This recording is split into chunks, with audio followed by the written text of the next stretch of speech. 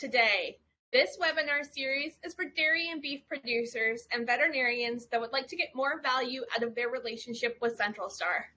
The first 40 minutes will be a presentation, but feel free to type questions in the chat along the way. Once the presentation portion is over, we'll open up the floor for additional questions and discussion. Don't be shy. You joined us because you want to know more, and we want to give you the information that you need. Today's episode, Been There, Done That, What's Next for Johne's Disease, will teach you the importance of ongoing Johne's management even if herd prevalence is low, next steps to level up your program even if it's making great progress already, practical and effective management strategies, and more. The goal is to provide you with insights and strategies to achieve and maintain a low prevalence or even eradication of Johne's disease in your herd. So let's get started with a few introductions. I'm Michelle Kaufman, the Customer Solutions Advisor for Central Star Cooperative. I consult with producers to design testing strategies and implement results into real-world management decisions. To help us better understand Johne's disease, we have two guests with us today. The first is Dr. Scott Wells, a veterinary epidemiologist, board certified in the American College of Veterinary Preventive Medicine. He earned his DVM from Michigan State University and his PhD at the University of Minnesota. He worked several years as a dairy practitioner, then as an analytical epidemiologist with the Centers for Epidemiology and Animal Health, USDA APHIS Veterinary Services. He is now a professor in the Department of Veterinary Population Medicine in the College of Veterinary Medicine at the University of Minnesota. Our second speaker is Dr. Don Niles, Dairy Operations Manager for the Pagel Family Businesses. Dr. Niles received his DVM from the University of Minnesota, then worked as a private practitioner in Wisconsin and a technical service veterinarian for Monsanto in California. He was the co-owner and manager of Dairy Dreams LLC, a 3,000 cow dairy in Northeast Wisconsin, before transitioning to his current role. Dr. Niles has been a featured speaker both nationally and internationally, focusing on cow care and management as a means to maintain healthy herds which produce safe and nutritious dairy products for consumers. So thank you both for taking the time to join us today. And now I turn it over to Dr. Wells to get us started. Thank you. And definitely thank you to Central Star and Michelle for initiating and hosting this webinar. As Michelle indicated, I'm a veterinarian. My experience in veterinary practice early in my career. I'm also an epidemiologist, and so my focus is studying, evaluating diseases based on measuring diseases in real populations, usually real herds. And I've worked with Johne's disease control for a long time, multiple research projects. But when asked to participate in this, I really felt like, in addition to discussing, helping, create the right perspective about this disease, which can be a terrible disease, but also wanted to sort of bring some newness, some new ideas. And so I'm really excited to have Dr. Niles on this as well. So my job is to kind of provide a summary, a background. Some of this is information that's been around for a while, but kind of set the stage for looking ahead and new things that we could do in terms of control and perhaps even eradication of Johne's disease. So to start out, I've got a photograph that probably, unfortunately, all of you have seen.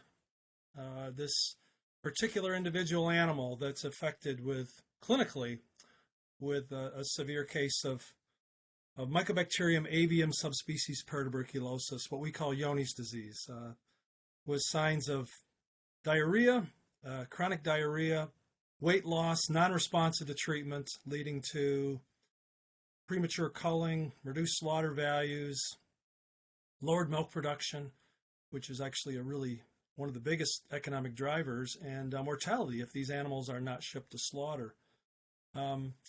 But this is what most Johne's disease infected cattle look like.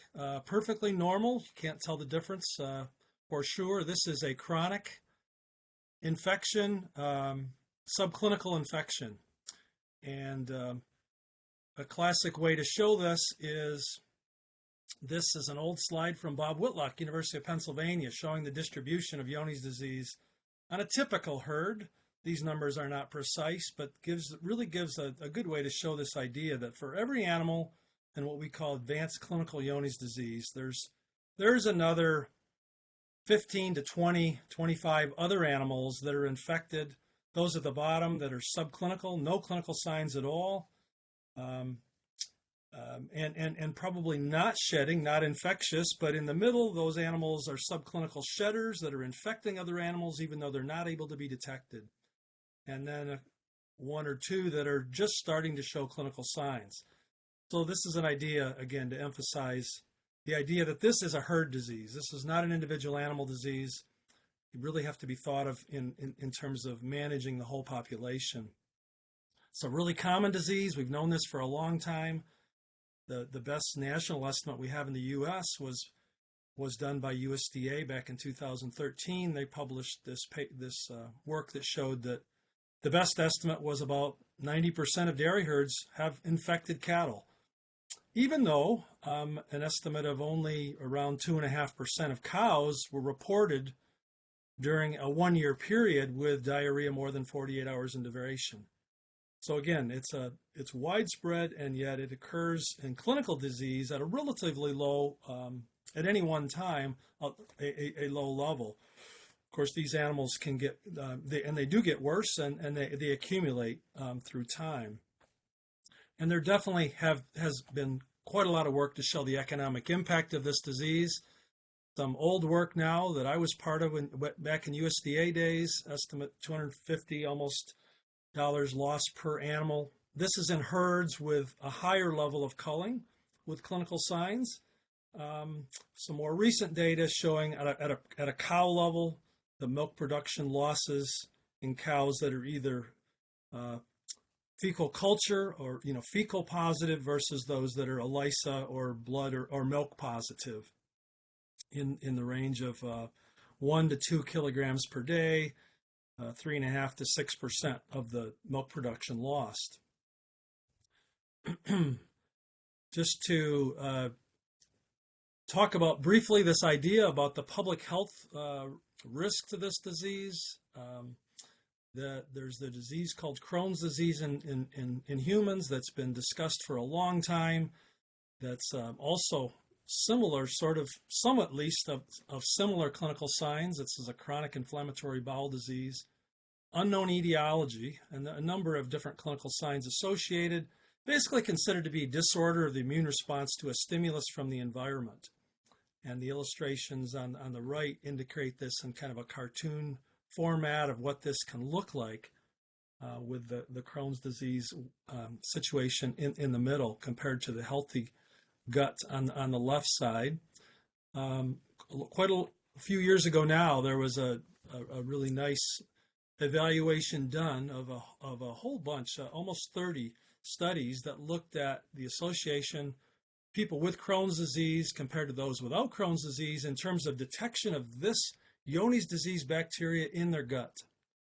And their overall synopsis was that people with Crohn's disease are having 7 times greater odds of having this MAP, Mycobacterium paratuberculosis, detected in their tissues compared to those without. That doesn't necessarily mean it's causal, however, and a paper that came out fairly soon after that really described this pretty well. This is from the American Academy of Microbiology, saying that, yes, this bacteria exists in Johne's infected livestock. Of course, we know that in their livestock waste. It's on farms. It's possibly, I might add probably, in some food and water supplies, but it's far from clear whether humans can become infected upon exposure. And if they do get infected, do they develop disease? So this isn't new information. This is kind of a continual question. And at this point, there's no definitive evidence that this causes human disease, but it's still not entirely clear. I just want to cover that at the beginning because I know that's an issue that's come up over and over, and the situation really has not changed in terms of clarification of the public health risk due to this bacteria. So how do we control this disease? That's what I really want to focus on. That's what Dr. Niles will focus on as well. And there's always been sort of these three big areas or possibilities for control. Test and removal of individual animals as the first option, vaccination as a second option, and the third option is herd management, changing the management to try to minimize exposure to susceptible cattle from infected, and particularly the most infectious type animals, to try to avoid clinical disease, certainly like those photos on the right. There's some problems with some of these options, and the testing culling option, testing the herd, defining who's test positive, and then removing those. The problem is we really cannot detect infected animals until they're already infectious to other cattle, based on the fact that this is a hidden disease, and some studies have shown it's really not cost effective as a sole policy. However, culling of high risk animals, particularly fecal shedders, could be an important part of an effective control strategy. But I want to emphasize component of or part of a strategy. By itself, it isn't the best strategy for sure. It's really not very effective. The second one here, vaccination. There's been a number of studies done here in the U.S. and elsewhere showing that vaccination against Johne's disease can reduce clinical disease and reduce deaths and fecal shedding in sheep. That was an Australian study. A study we did at the University of Minnesota, reduction in fecal shedding, and cost effective as well. It's a one-time, lifetime vaccine.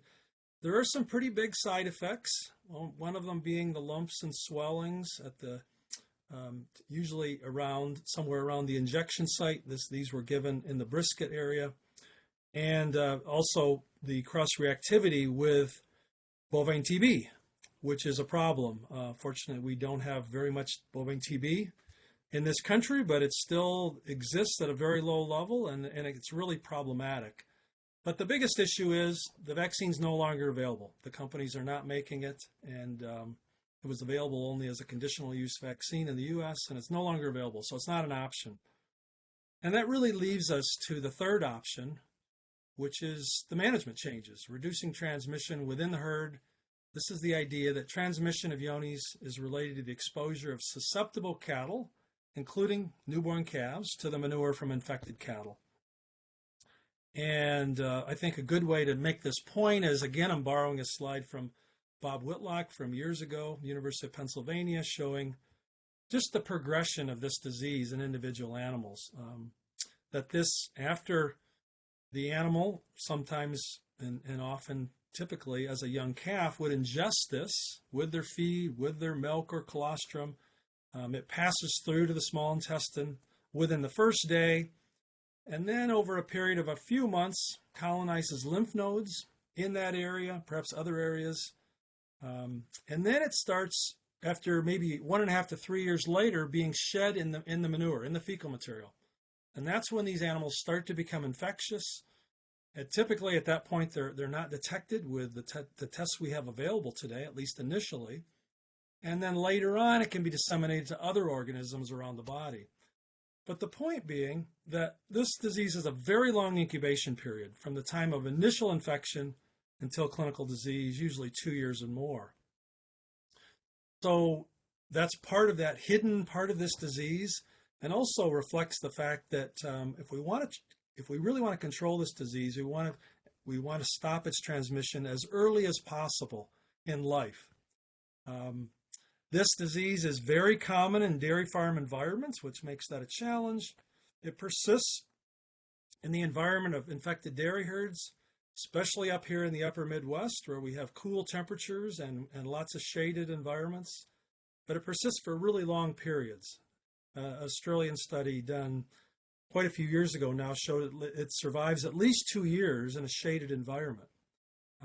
And we did a study, again, quite a few years ago, showing that if we just test alleyways on infected dairy herds, we'll find those positive over 3/4 of the time. So this bacteria is all over the environment of these herds, at least typically in infected herds. So if we think about then disease transmission methods, we think about it in two ways. We think about how do we prevent getting infected, the herd, and then how do we prevent it from spreading within the herd. And certainly the between herd transmission occurs due to movement of infected animals, purchasing infected animals, usually subclinically infected. They look perfectly normal. They may even test negative if they're infected early in the course of disease. And then within the herd, usually it's a fecal-oral transmission through fecal contamination of feed, water, the environment in general. As I indicated in the last slide, it's present in a lot of places in the environment. Also can be transmitted directly through infected cattle into their colostrum and milk, as well as straight through the placenta, particularly in animals in the later stages of disease, animals further on in the course of disease. And so if we think about the critical herd management practices for control of Johne's, this is the list that we've used for quite a long time. Starts out with removing the high-risk animals to slaughter, certainly those that are clinically ill, as soon as possible. If we could find ways to identify those earlier through testing, that could be very helpful. We'll get to that a little bit more in Dr. Niles' presentation. And then focusing on the young stock, particularly these newborn calves, and then working way older through life. But in the maternity pen, try to ensure that all cows calve in a clean, dry calving area. So they're not born in an area with fecal contamination with manure in their mouth, for example, and then removing those calves as soon as possible after birth. And then in terms of calf feeding, feed ideally pasteurized colostrum to calves, or else from one animal, hopefully a non-infected dam only to a calf, and obviously feed that as soon as possible after birth, and then following with feeding either milk replacer or pasteurized waste milk to these replacement heifers, again to try to eliminate the potential exposure of these young growing heifers to infected adult animals. And then raise these replacement heifers in a separate location without contact with older cattle or their manure. And finally, if there does need to be purchase of replacements, try to purchase low-risk herd replacements from herds that have been testing. While it's not possible to assure that these animals are negative based on testing individuals, using the herd history can be very effective to try to identify animals from low-risk herds.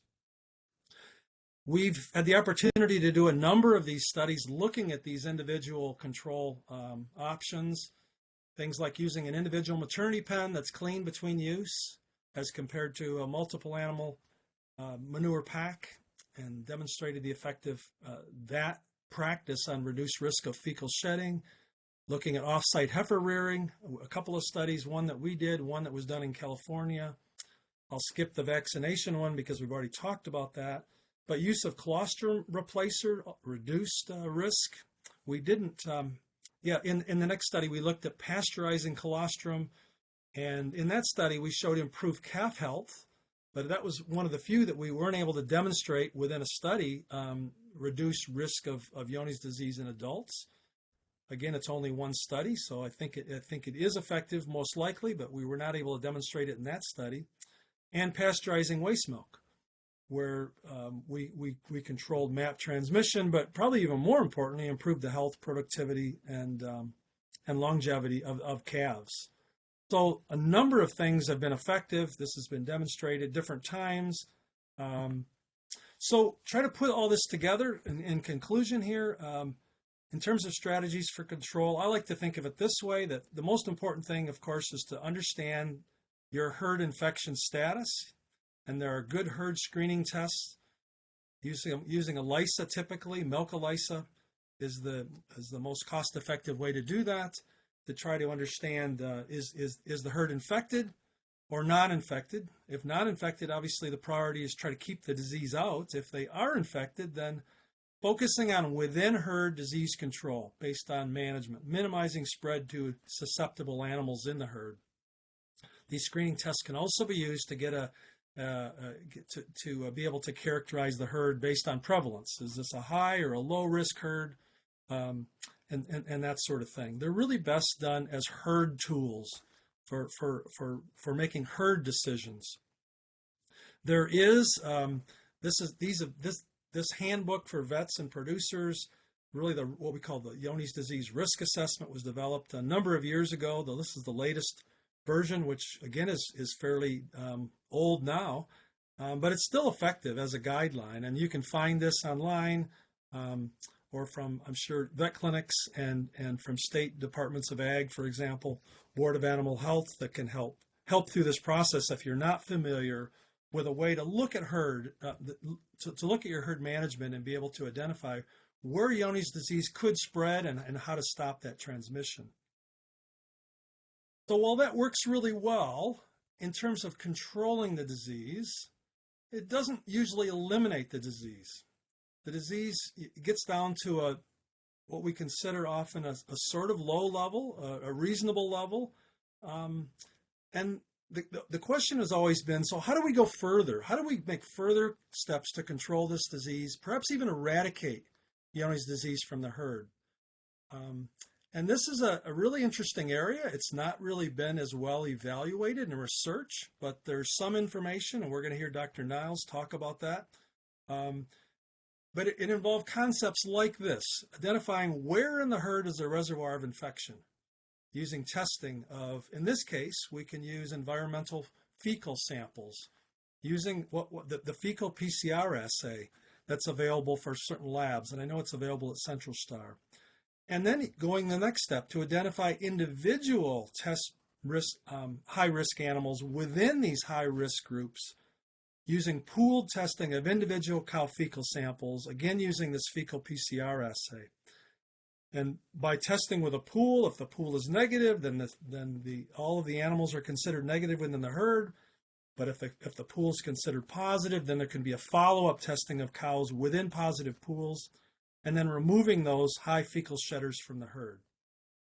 I think this is a really interesting opportunity to go further than controlled, but actually trying to get it down and potentially even eradicate from the herd. So in summary, I think I have one more slide, if I can get it here. Yeah. Johne's disease is preventable and controllable, can minimize transmission through management. And the next question, I think the future is, can it be eradicated from the herd? And can we get some examples to show us how that really works? So at this point, I'm going to stop sharing. Thank you very much, Dr. Wells. That was extremely informative. I actually took a lot of notes myself, so I really appreciate your expertise. So while we're waiting for Dr. Niles to get his presentation loaded, if anybody has any questions, feel free to type those in the chat. But I have one I'm going to throw out here real quick. A question I get regularly is, can adult cows become infected? We talk about the risk to calves, especially newborn calves, but can adult cows become infected? Yeah, and the answer, unfortunately, is yes. We did a study years ago now, where we followed animals, or we identified animals that had been purchased into infected herds from a non-infected herd based on previous testing. And then we evaluated through a number of years what happened to those animals after they were brought into infected herds. And a number of those animals became test positive, and a couple of them even became clinically ill later. The general thinking, and some of this has been done based on work in Australia with sheep as well, is that the risk is lower in adults compared to neonatal calves and young stock, but there certainly is a risk. And so it's not enough to just focus on calves and then ignore the transmission throughout the rest of the herd. Yeah, I think that's a really important point. I've talked to producers and even veterinarians that say adult animals can't become infected. It's only something that happens in calfhood, and I think it's really important to remember that that's just simply not true. They can become infected at any time. I will start in and pick up where Scott left off. As usual, it's good to have somebody with Dr. Wells' education and credentials to discuss the science of these things. Although I also am a veterinarian, I've been working in dairy production on a group of herds here in northeast Wisconsin for the last several decades. And I think that a lot of the science has been squeezed out of me and replaced with dairy herd management. But we still like to use both of those approaches to help us in our herds make continuous improvements. So we'll talk about here is the Johne's eradication plan that we started at the Pagel's Ponderosa herd, which was about 6,000 cows. And as Dr. Wells mentioned, there's public health concerns, there's market concerns with Johne's disease, but also at some point we get our herds cleaned up, somatic cell counts are down, pregnancy rates are up, production is good, and you start looking for what else is the next low-hanging fruit. In our case, we found ourselves culling cows up towards 100 pounds of milk at one point, and it seemed like there might be a better reason to get rid of a cow than the fact that one cow has 95 pounds of milk and the other has 102. If one of those cows should happen to be contaminated with an infectious disease, we're concerned with both leukosis in our herds because we do a large surrogate uterus service for embryos from the ET studs, but we're also concerned about the occasional Johne's clinical cow that we would see, and understood that even that if that was only one cow a year, as Dr. Wells mentioned, that's kind of the tip of the iceberg, and there were other animals that may not be clinically looking emaciated yet, but might have dropped 20 or 30 pounds of milk because of the disease, not just their own genetics. So we started focusing on the idea of instead of culling another 100-pound cow, we'd maybe look for a cow that might be producing well today, but she would be very likely lower in production later due to the chronic disease, or she might be passing that chronic disease on to other animals in our herd. So we had been doing some kind of unorganized Johne's testing for a few years, where we would do the ELISA tests on fresh animals. And as the people on your presentation already know, the ELISA is an antibody test, which is easy to run. You can take it from a milk sample, and it'll tell you if that animal is producing antibodies to Johne's disease. It doesn't really tell us if she's infected or contagious with Johne's disease, but it tells us that her immune system has been exposed to it at some point, and that we use as kind of a proxy to tell us that animal is very possibly infected with Johne's disease. So we were doing that routine testing, and Central Star came to us a few years ago and said, what more can we do for you? And we suggested coming up with a practical eradication program using their testing service and our herd management to start finding the animals that we wanted to sell because of the Johne's disease that they were likely carrying. So we continued our fresh cow ELISA testing. We also did the environmental testing that Dr. Wells had already talked about. So for several years, each year we'd take several samples of maternity pens, alley scrapers, the alleys themselves, manure pits, heifer housing area, calf bedding, just several different things where we wanted to find out what areas in our operations were contaminated or showed signs of DNA from Johne's disease.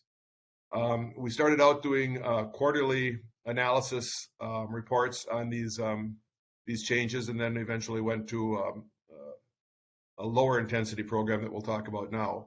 But in the spring of 2017, we were still doing ELISA testing on all of our animals at dry up, and if the animal was ELISA positive, she was then tested for a PCR test, which was a manure sample. And anybody with a CT score of lower than 30 would be a fairly heavy shedding animal. Those animals were culled immediately as far back as 2017. 2 years later, in the spring of 2019, we stopped using the cutoff of 30-point CTs and below and started taking anybody with a positive CT score on the Johne's PCR test and culling those animals. In other words, we weren't anymore finding any of the animals below 30, or very few of those. So then we started going for the next low-hanging fruit, which would be the animals that were positive with any score, even if it was a 35 or a 36. By the spring of 2020, we stopped the ELISA testing because it was expensive. Not that the test itself is that expensive, but when your incidence gets lower in a herd, and you're not finding 10 positives in 30 tests, but you're finding 10 positives in 1,000 tests, you're paying for 1,000 tests to find that small amount of animals. So we switched at the suggestion of the team at the lab to start taking fecal PCR samples on all animals, but we would combine those samples. We would combine 6 manure samples into one, and then those 6 would be tested as a cohort. So if that cohort of 6 was negative, we knew all 6 animals were negative. If that cohort were positive, then we'd go ahead and break that cohort down and run samples from each of those 6 animals individually on the samples that they retained from when we first sent them in. And then we'd break that down and find who the positive cows were, and we would cull them at that point. Also in the spring of 2021, we continued the commingled fecal testing, but we started doing it only on 3rd lactation and above cows because the incidence in the herd had dropped so low that the animals that we were finding tended to be the adult older cows. So you can see here on this histogram for the percent of samples that were ELISA positive. So now we're back on the antibody test. Going back to 2014, it was 8.8% of the herd. Went up to 11, 11.3, 11.5 through 15, 16, and 17. Well, we thought the incidence is going up. That's another reason we were motivated to do a more aggressive program. So then we started the Johne's Eradication as a true program right around 2017. And you can see that the incidence of milk ELISAs dropped from 13 down to 4.6 in 2020. And as I mentioned, that's encouraged us to discontinue the ELISA testing because we were finding fewer and fewer positive animals. And we replaced it then with the fecal PCR. So if you look there from March of 2017 through March of 2021, this shows the number of cows that were fecal PCR positive, and that goes by each month. And with the program of finding the shedders and culling those animals instead of drying them up, bringing them through our maternity facilities for another lactation, taking potentially positive calves from them and introducing them to the herd, we started culling those animals before dry up. And by that program with the PCR and the fecal samples, we were able to get the number of positive cows down dramatically. So here in the last 2 or 3 years, we'd find 1 or 2 a month. And we're very encouraged by the results that we were getting. As far as the fecal PCR distribution, you can see the histogram on the right. If you can read the color bars, shows the animals in light blue had a CT score of less than 21. Those were very heavily positive cows. The darker blue would be a PCR of less than 24 CT. They were also strongly positive. And then the green ones were not as likely to be causing transmission to other animals, but were still positive and were still shedding, and we still wanted to get those out of the herd. So if we look at the number of fecal positive cows by lactation in year, you can see that after 2 years of this program in 2019, we were getting very, very low on positive animals. So we had very few animals to cull from Johne's anymore. And this is only after about 4 or 5 years of the program. So compared to our VLV eradication, this has actually had some pretty quick results. You can get your herd cleaned up and culled out pretty quickly. One way I like to look at this is we have different reasons for culling animals in the herd. And if we change our focus slightly to something like this, instead of just pounds of production, we can get some pretty quick results by putting that intensive an effort on a fairly small group of animals to get them cleaned up. So the approach that we got from Central Star to do the CT testing on the or PCR testing on the manure samples was very effective for us. The percent of fecal positive animals by year We were down in 2021 to 1.2% of the herd, or 12 cows out of 1,000 just about. And that was very encouraging because we were seeing results faster than we had been when we were just doing the ELISA testing. The environmental samples were very valuable to us early on in the program, especially. We were doing things I mentioned, the manure going into the digester, the manure coming out of the digester, and all the different areas that animals congregated. So by 2020, we were seeing it in the manure pit samples, but we were not detecting any anymore in the dry cows or fresh cows or the heifer bed packs, the seam-up animals. So we're just seeing it at this point in the manure samples that we were taking. And when we looked at those PCR positive areas, such as the manure, we were finding that we couldn't grow it on culture. So on manure samples, especially having gone through the digester, they would be positive for the PCR test, but after going through the digester, they were negative for culture. So the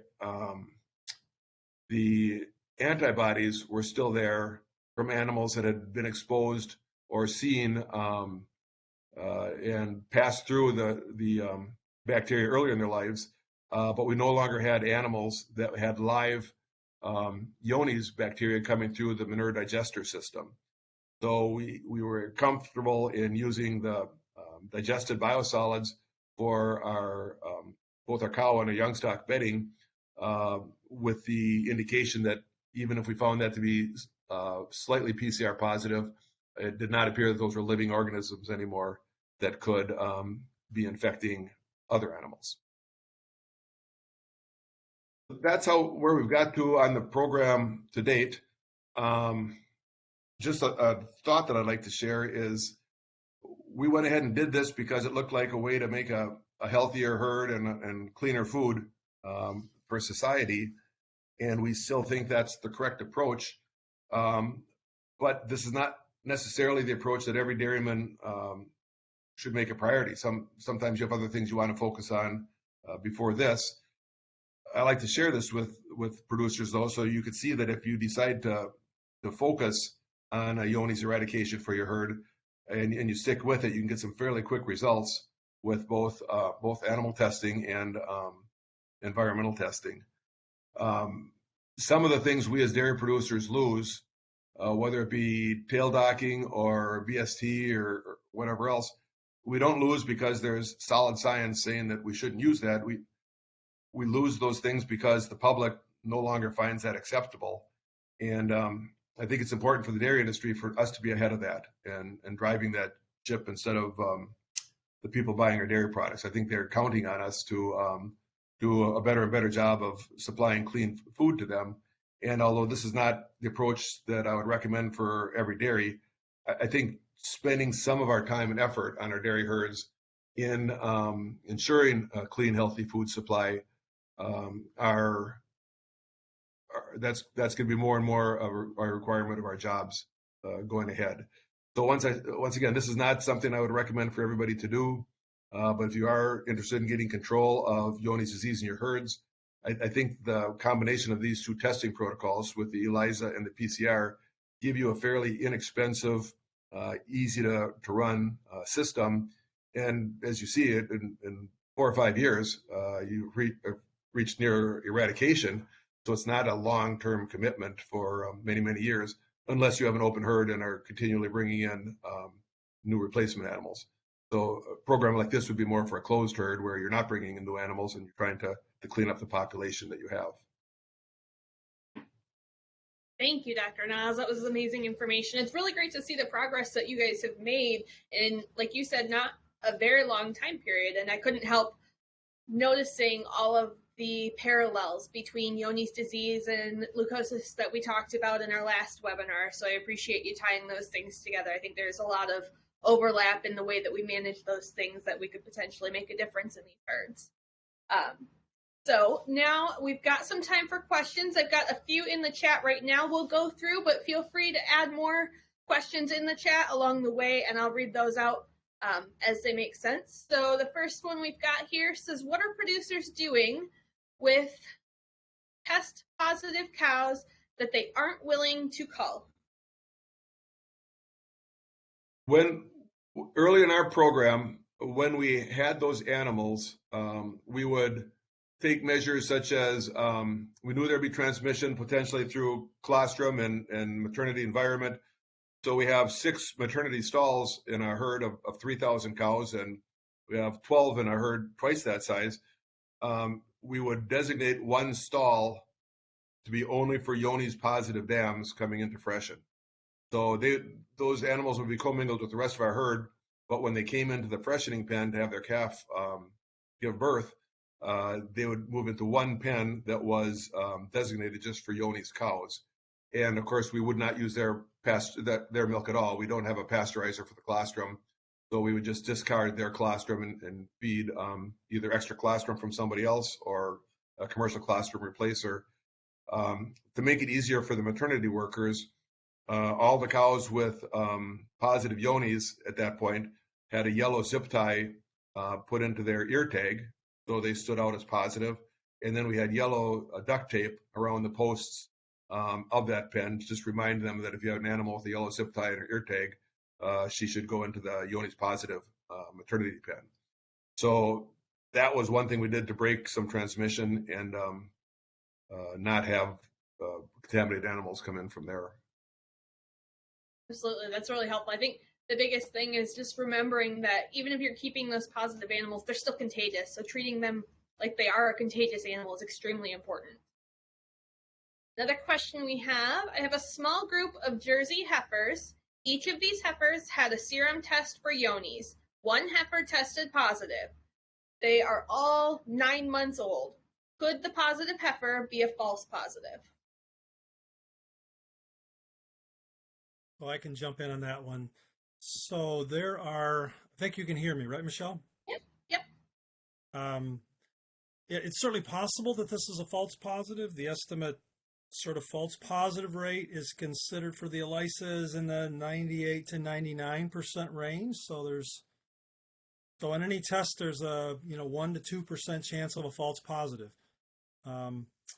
It's possible that animal was infected. If it was probably affected at birth or maybe even before, and and has had 9 months to develop antibodies. I've seen that in a few cases in heavily infected herds. Of course, it's really difficult to know for sure if they're truly infected without sacrificing the animal and culturing different tissues. I recall one heavily infected herd it was actually in another state in which we tested all animals down to like 2 months of age with fecal and blood tests. And we didn't get very many blood tests positive for antibodies, but we did get a handful of animals in that heavily infected herd that were fecal positive. But they could have been passed through what we call this idea of consuming contaminated feed, and then it just passes right through as they become infected. So it's sort of difficult to sort that all out, I guess, is the bottom line. That's why with the tests we have available, certainly the antibody tests, it's challenging to use that data for animal specific decisions like culling. The fecal test is better that way. Scott, if I could add to your comment just for a minute, we when we did the environmental testing, one thing that we tested was 10 young calves, like 3 to 4 weeks old. We did fecal PCRs in those animals, and also on yearling heifers being bred. And the first time we did that, we were very surprised at the number of positive PCRs on those young animals, realizing that some of the bedding that they were on had composted manure in there. When we took those same animals and retested them a year later, none of those animals were positive. So we did think in that case that was a case of pass-through where the contaminated environment had incapacitated bacteria that passed through their systems but did not infect them at that age. Wonderful, thank you. Another question we have in here says, can Dr. Wells share the studies confirming adult cows becoming infected? Does it take a higher concentration of MAP in the environment to infect adult cows? Yeah, so I will post the reference for that. In terms of the second question, I'm remembering some Australian work. I don't remember if it was cattle or if it was sheep, and they, let's see.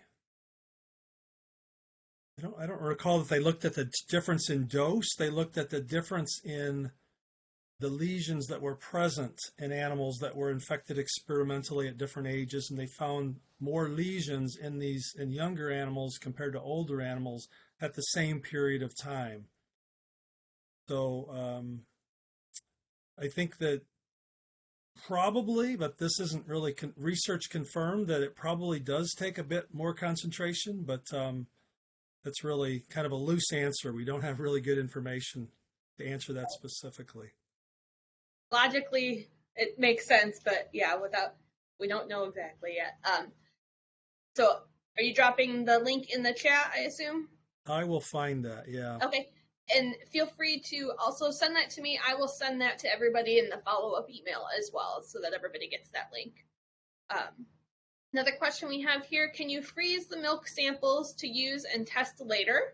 I will say that Central Star can test frozen milk samples that have been frozen, so if you wanted to send those to Central Star, we can absolutely test those.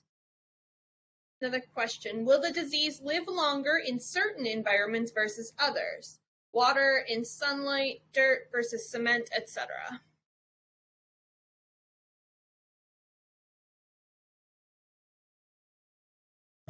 I guess I can answer that. And I would use the word survive. So it's important to realize that this bacteria does not grow, it doesn't replicate in the environment. It needs to be within an animal, within a susceptible animal like cattle, sheep, goats, other ruminants, in order to be able to grow, to replicate. But it has been shown to survive in some environments more than others. And I referenced that Australian study that was done, but it's been 20 years ago by now, where they looked at different environments based on different temperatures and shading, and they found that that the shading really helped survival because it avoids the sort of daily diurnal temperature change, and that protecting against that heating up of the environment every day really helped it survive. They went up to 2 years, and they were able to still detect positive samples after 2 years. So it probably is even longer. I think the way I generally interpret that is thinking about, at least up here in the upper Midwest, where we have a pretty cool season of the year and lots of shade, and this is probably perfect weather for a bacteria like this to survive. Mm-hmm. Another question we have in here, do biosolids herds have a higher prevalence of Johne's disease? So herds specifically using biosolids for bedding. That's a good question. Don can jump in on his herd. I'm not sure we really know across any number of herds other than what we know from individual herds. Don mentioned his experience. Well, you go first, Don, then I can follow up with. Well, the entire time we've been eradicating Johne's, as I say, it's been basically a 5-year process at the Ponderosa. Our bedding was digested biosolids for the entire time. So I'm able to conclude from that we were not having trouble eradicating the disease, despite having a herd that had positive cows in it and use that as our stall bedding material. That's true in our small little study for 2 digested herds. I wouldn't have any knowledge if the same would be true using biosolids from herds without a methane digester. since both of our herds had those, we were a little more comfortable with that. I don't know that I would extrapolate that to say that the same would be true if the manure was not going through a methane digester. So I can add a little bit. We have a study that's not published yet, where we looked at a number of herds, try to answer this question and they had different sort of systems for managing that manure. Some used, the basically green manures. Some used digesters. Some used secondary methods, and tried to evaluate. And I don't have those numbers all in my head, but certainly the experience that we had across this sample was that digesters reduced the likelihood of detection of MAP in that material after that process. It wasn't always to zero, so it wasn't like it's 100%, but it definitely was a pretty big dramatic reduction. I think that agrees with what Don had indicated in his herd, that it seems to be pretty effective. Whether or not it can be tweaked in ways to make it sort of 100% proven is a question mark, but at least it can be a way to dramatically reduce the amount of this bacteria in the end product. Great, thank you both. Another question in here that says, as we continue to see the number of herds shrink in the U.S. and cow numbers maintain, certainly we know we have an increase of cows transferring to larger operations. Do we feel there is an increased risk of Johne's if herds are not managing it?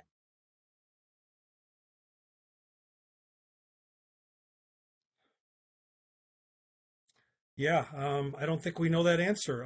I would think there would certainly be a risk as animals continue to move. We know that we've not eradicated it from herds in general. We know that a few people like Don are going beyond, hopefully more herds, and I don't know that anybody has evaluated that change as in recent years.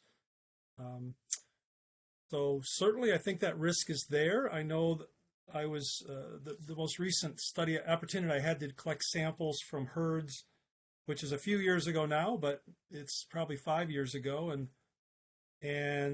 these are herds that really were not experiencing clinical Johne's disease, but when we went in and tested, we had prevalence rates at least as high as we used to have 20 plus years ago. So I think my impression is that there's a lot of good practice.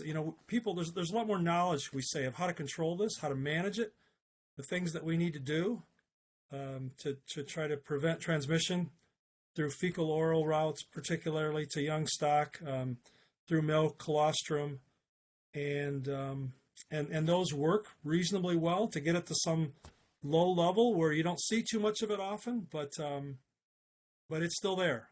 And it could still explode, and we're going to have to sort of keep an eye on that. Don, how would you respond? Probably not a direct answer, but one thought that I'd like to share is we always have a reason to cull cows. Another common practice in the dairy industry now is to take animals that you don't choose to make another heifer calf from and put beef semen into that animal. That's pretty common throughout the industry. When you have that practice going, and you're already deciding to use sex semen on some cows and not make progeny out of the next, the finding that those animals that are infected with something like Johne's gives you a good way to not make another replacement animal out of that animal. So if you are testing prior to dry up, you'd have the option of not keeping that calf in the herd because you're making enough replacements anyways. So maybe using a little less beef semen with the idea that you're going to find some of these positive Johne cows and you want to have room to cull them without losing herd numbers, and just basically use this as an alternative route to herd progress than genetically improving animals by breeding your best animals and using beef semen in animals that you've decided are genetically less valuable. This is, instead of genetically less valuable, she's maybe medically less valuable. So it's basically just going to be one more influencer on your decision to make a replacement animal from this or not. I think we see less clinical yonis in modern dairy herds than we did back in the 80s when I first got into practice. That's an impression. I don't have any data to support, but that's certainly an impression. So I think as an industry, we're doing a better job of finding ways to break the spread. Absolutely. Thank you both very much. Looks like that wraps up the questions, and we are perfect on time. We ended exactly where we were supposed to. So we're going to go ahead and wrap things up today. As we do so, I want to remind you all that if you would like more information or you're ready to get started with Johne's disease testing in your herd, reach out to your trusted Central Star representative. I'll be sending a follow-up email to everyone that registered for this event, which will contain a link to view the recording on our YouTube channel. This series will continue with a new content quarterly. The next episode is expected to take place mid to late August. If you would like to register now, simply respond to the email that sent you the invitation for this episode, or respond to the follow-up email you will be receiving shortly. If you're watching this recording on our YouTube channel, hit the subscribe button, change your alert settings to all so you get notifications whenever we publish new content. Also, follow us on social media like Facebook and LinkedIn to see our upcoming events. So thank you all so much for joining us, and we'll see you next time.